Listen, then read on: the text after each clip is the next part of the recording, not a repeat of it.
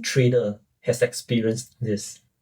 You create the perfect trading plan, backtest it thoroughly, and feel confident about your strategy.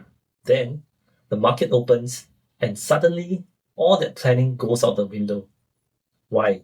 The truth is, following your trading plan is like trying to stick to a diet while working in a candy store. The temptations are endless, and your emotions are constantly being tested. But here's what separates successful traders from the rest: their ability to execute their plan without emotional interference. Let's talk about why consistency is crucial. Market operates in probability, not certainty. Your trading plan is designed to put these probabilities in your favor over a large number of trades. When you deviate from your plan, you're essentially gambling, not trading. Which is why I always emphasize that I do not have a crystal ball when I give my free trading signal. I'm profitable because of my trade and risk management. If you want my free trading signal, check out the link in the description below. Now, think about it this way. If you flip a coin that gives you hits 60% of the time, you will make money in the long run. But if you only flip it 5 times and get 3 tails, you might think that the coin is broken. That's exactly what happens to traders who abandon their plan after a few losses. The key to consistency lies in understanding that your trading plan is bigger than any single trade. Professional traders don't focus on making money. They focus on executing their plan perfectly. The money is simply a byproduct of consistent execution. Here's what most of you get wrong. You treat your trading plan like a suggestion rather than a rule. Every time you break your plan and you get rewarded with a winning trade, you are reinforcing bad habits. It's like touching a hot stove and occasionally not getting burned. Eventually, you'll get seriously hurt. Now, let's move on to the trick breakdown for this week. Alright, here's another trade recap video for this week. Right, 2nd December to 6th December. So the first trade of this week is on Wednesday during between London and New York session. So I actually made a call over here at 5:58 long USD JPY. So this trade actually netted me I think 6.03 RR. Okay, so I'll now give you the big breakdown of what I saw. Okay, so before the trade even start, my middle time frame was showing this. So there is a bullish order flow going higher, and for my higher time frame, I saw that there's a bullish momentum coming in from this bottom over here and pushing price up. So price has been steadily going higher, right, supported by the moving average. So we have this first pause here, and I was expecting price to continue higher to make a second pause higher, right? So my middle time frame also supported this narrative.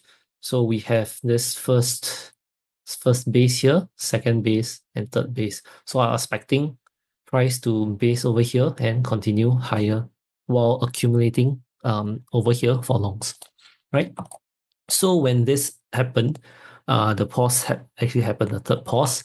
I went down to my lower time frame and waited for two demand zone to occur.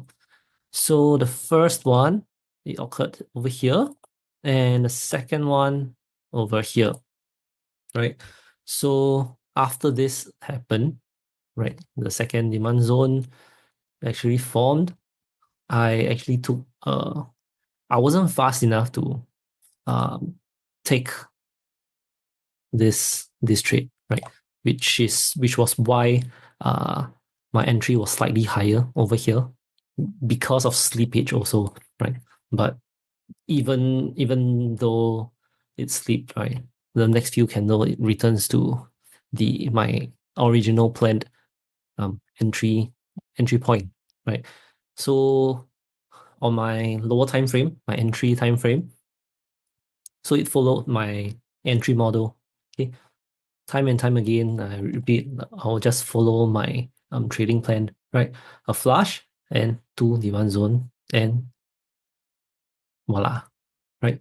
So my first trade management was over here, right? So as you can see, this strong bullish candle, right? Momentum. So on this move up, I have not yet shift my stop loss. So once price passes this high, I shifted my stop loss to break even. And yep, so price went up and came down. So a little psychology talk over here. So many of you, if you see this kind of price action, you will be scared, right? You're scared that price will come down lower, right? And potentially take you out at break even, right? Even if this is the case, it doesn't matter for me because I know that there are 3 outcomes that can occur when I take a trade, right? First, it's price takes me out for a -1%. Okay. 2, which is this case, I shift my stop loss to break even, then price takes me out for 0%. Okay. Or third, price moved in my favor and I took a small partial.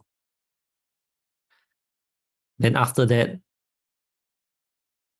after which price came back and took me out.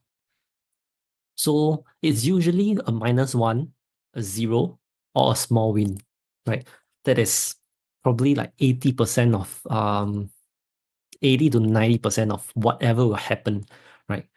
But that 10% of the rare occurrence, price will play out exactly what you wanted. So price may do something like that and go all the way haywire, and you see your net worth or your account size gaining insane number of RRs, right? So if this candle scares you, then you might close early, right? So once you close early, you might not get the 4th scenario, which is the rare occurrence, right? So if let's say this is me who is trading last time, I would probably being scared out, right? I'll close early over here. Then that will give me like, I don't know, 1.3R, which is quite pathetic, right? Because it's an EV-based game, so everything is due to probability, and I need this probability to increase my expected value over a long period of time. Okay, so enough of the yapping, and I was managing this on the 15 minutes time frame, which was my middle time frame. So, fun fact.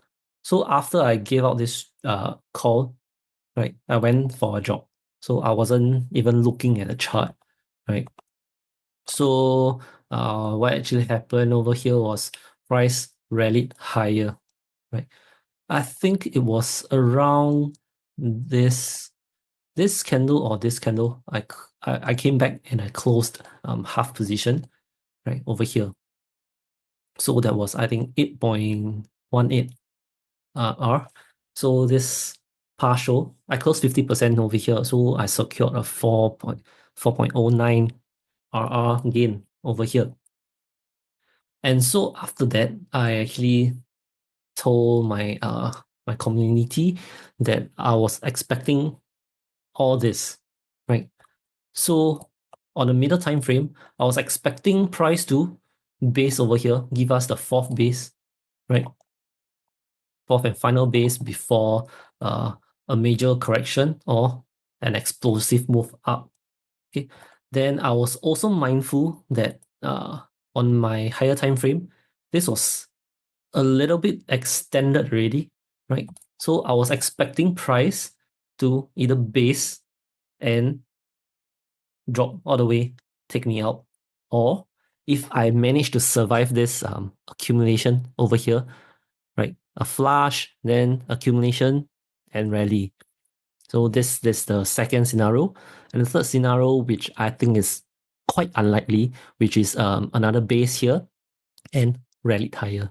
Okay, so that was my expectation and my thought process when managing this trade. Okay, so as we move on, we see that we have a rejection over here, and I was expecting the base, right, the fourth base to be around here, and price played around nicely as I expected. It actually rallied higher, but I wasn't. My next partial was actually a closure below the moving averages. Despite it running to, I think, at the maximum it was 15 plus RRs, if I'm not wrong, right? So what I could have done better is probably to secure more over here on this candle strength, right? But of course, hindsight is 2020. Okay, so I believe this was a closure below the MA. So I took another 25% off here, right? Somewhere here, 25%. So this is around 2R, right? 7.7. What did I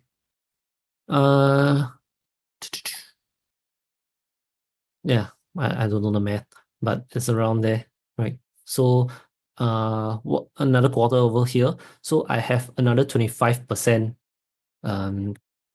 position running. So this 25% is to let it just ride with the higher time frame, because over here you can see this is only the second base over here. So if let's say price is able to survive this accumulation without taking me out, then I can see potentially price going higher, making a third leg up on the higher time frame. But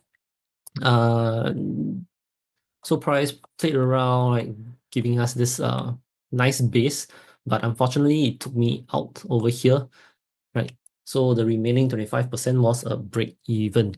So this trade totaled me 6.03, yep, over here. Yep, so that's for this trade.